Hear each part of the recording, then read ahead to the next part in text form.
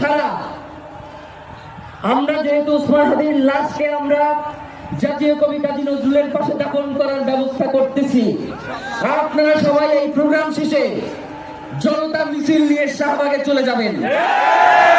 আমরা ওখানে গিয়ে আপনাদের সাথে দাফনের পরে কথা বলবো। বাংলাদেশের স্বাধীনতা সার্বভৌমত্ব থাকবে, বাংলাদেশের ইনসাফ কায়েম হবে, নয়তো আমরা বাংলাদেশের জন্য রক্ত দেওয়ার জন্য সবাই এবং ইনকিলাব মঞ্চ ব্যতীত কারো কোনো প্রোপাগান্ডায় আপনারা কোন ধরনের সহিংসতার পথ বেছে নিবেন না। থেকে আপনাদেরকে জানাবো কখন কি ব্যবস্থা গ্রহণ করতে হবে। আপনাদের সকলকে, এই লক্ষ লক্ষ মানুষকে, আজকে শরীফ ওসমান হাদির জন্য যারা এসেছেন, শহীদ শরীফ ওসমান হাদি, তাকে আমরা সবাই দোয়া করব এবং তার যে লড়াইয়ের পথ, তার যে সাংস্কৃতিক আন্দোলন, তার যে আধিপত্যবাদের বিরুদ্ধে লড়াই, আমরা সকলে সেটাকে একসাথে প্রতিহত করব। বাংলাদেশ জিন্দাবাদ, ইনকিলাব জিন্দাবাদ।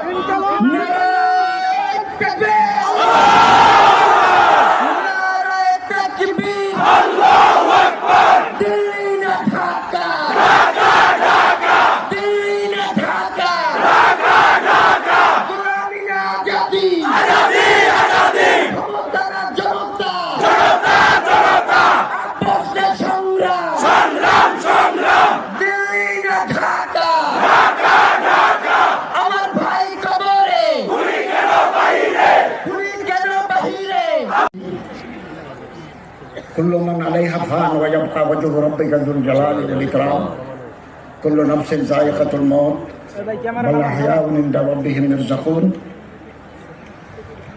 সম্মানিত মুসল্লিবৃন্দ, সম্মানিত সংগ্রামী জনতা, আজকে আমরা জুলাই বিপ্লবের সম্মুখ সারির যোদ্ধা বীর শহীদ শরীফ ওসমান হাদির নামাজে জানাজা আদায়ের জন্য সমবেত হয়েছে। তিনি